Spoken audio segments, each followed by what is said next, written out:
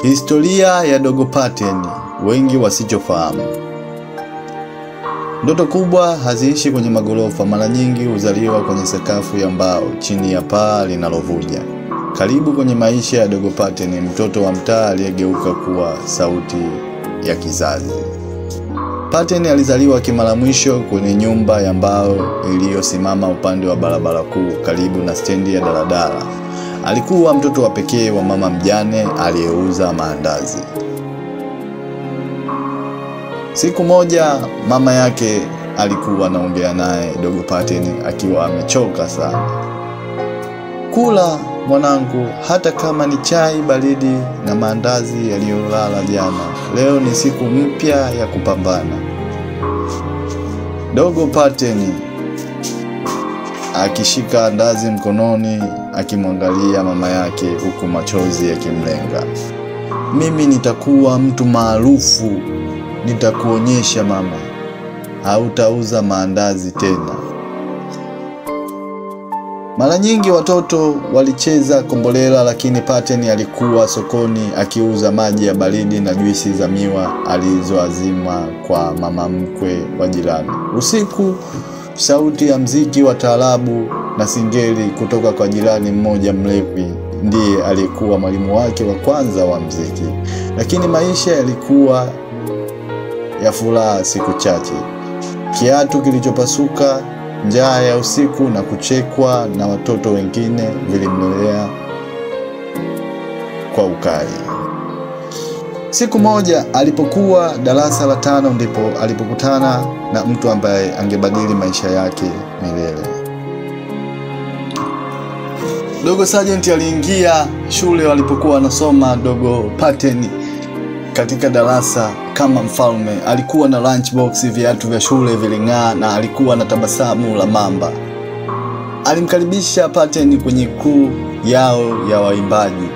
Walirekodi video ndogo kwa kutumia simu ya babake Dogo Sergeant. Sergeant alimwambia Dogo Paten, "Bro, unajua kuchekesha, umekaa kama mchekeshaji. Kesho nitakupeleka kwa Masudi, tunarekodi nyimbo. Ukifaulu unakuwa star. Au unasemaje?" Dogo Paten, "Sina nguo nzuri mwamba."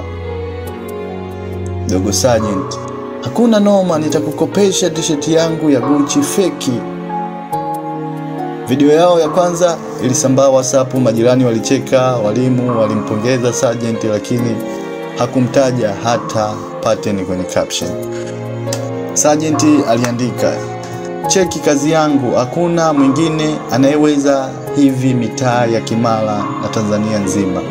Paten aliumizwa, lakini alinyamaza akijua siku yake ingekuja, na ingekuja kwa njia kubwa zaidi.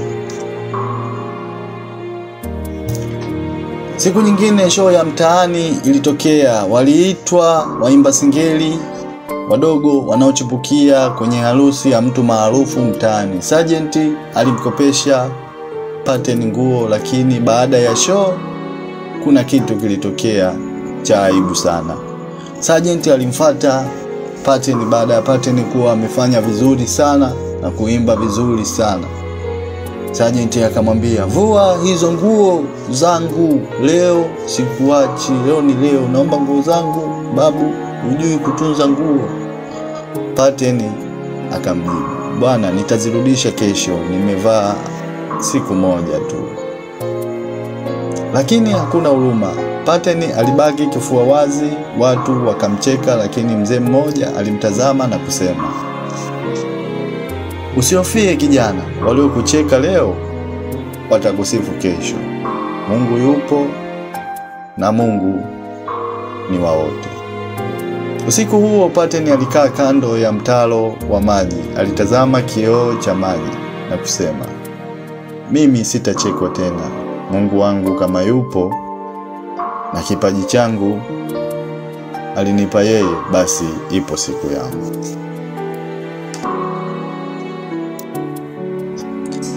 Miezi kadhaa baadaye, Pateni alikuwa kwenye hatua muhimu. Aliingia kwenye ushirikiano na B Square Management baada ya kupata umaarufu kwa wimbo wake wa Afande. Hata hivyo, usaliti wa Sergeant ulijitokeza tena. Sergeant alikubali mkataba na B Square, lakini alifanya bila kumwambia Pateni. Aliingia kwenye mkataba wa kibiashara akiwa na jina la Pateni, maana Pateni amemwandikia nyimbo nyingi na walifanya kazi nyingi hapo nyuma kwa ushirikiano. Lakini Dogo Pateni alitembelea mgongo wa Dogo Sergeant, maana maisha yake ni magumu kidogo. Dogo Sergeant alimwambia Dogo Pateni, siku wimbo wa Afande utaenda mbali bro, kuna siku, lakini ni si lazima uwepo mshikaji. Nashikilia mkataba wenye nguvu, we kama vipi niachie tu, si unajua nitakupoza mwamba. Dogo Pateni, uliniacha bila hata taarifa bro, hii ni biashara yangu pia, acha na mimi nijaribu. Lakini Sergeant aliendelea na mpango wake, huku Pateni akiacha kila kitu, akiona kama ndoto yake imeisha alipokuwa peke yake.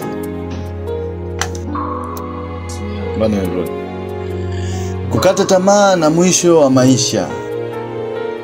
Dogo Pateni aliumizwa sana baada ya nyimbo moja iliyoitwa Salio walipofanya, lakini walipofuta vesi zake na kuzitoa na kupunguza unyama mwingi aliokuwa ameufanya. Na siku ya show zilipokuwa zinafanyika na video, Dogo Pateni aliomba asaidiwe nguo, lakini kutokana na uwezo wake mkubwa na ni muelewa, basi manager wa B Square alimkataa na kumwambia, sisi tunamsimamia Dogo Sergeant na wewe fanya maisha yako, kwamba hawezi kumsaidia nguo, hawezi kumpa chochote.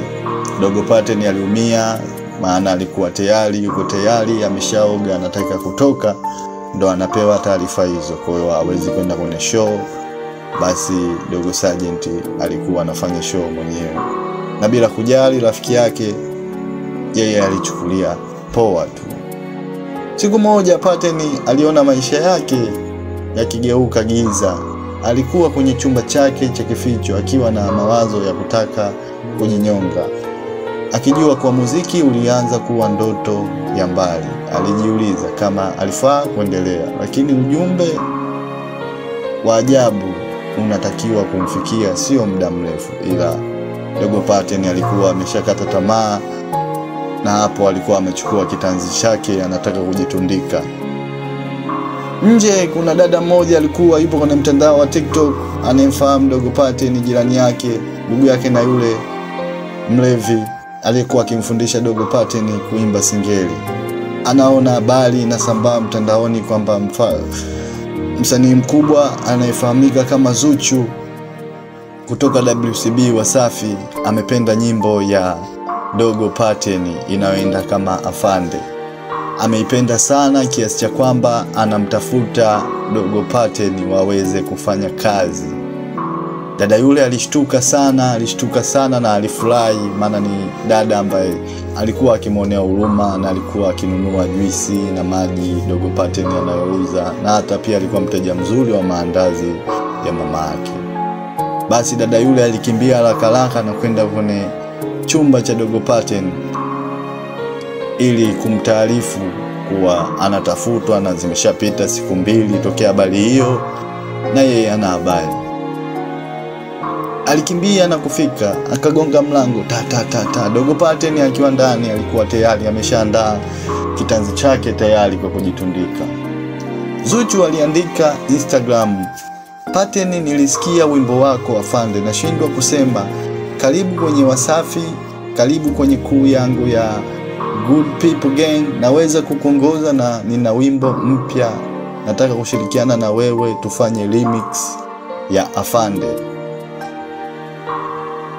Dada alivyomuonesha Dogo Pateni alishangaa, aliguswa, alianza kulia hapo na hakuamini kinachotokea, kwamba ndo bahati yake au hiyo ilikuwa ni message tu iliyoandikwa na wauni wa mtandaoni.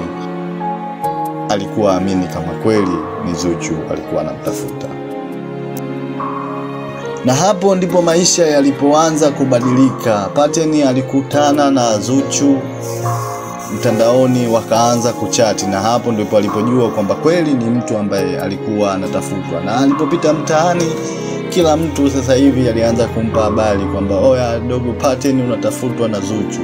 Paten alirudi nyumbani kwao, alikuwa na nguvu mpya, alifungua studio ya jirani ambako mwanzo alikuwa hawezi hata kuingia, na alipokelewa vizuri sana.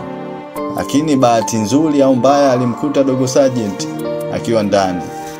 Dogo Sergeant akamwambia Paten, cha kusema unaniambieje mwanangu, tufanye nyimbo kali, Zuchu kesha kukubali, kwa hapa tunaweza tukaondoka tukaenda mjini tukaenda mbali. Paten akamwambia usihofu kaka, tutafanya, ila mwanangu mbona kama umesahau kama uliniacha peke yangu nikihangaika. Dogo Sergeant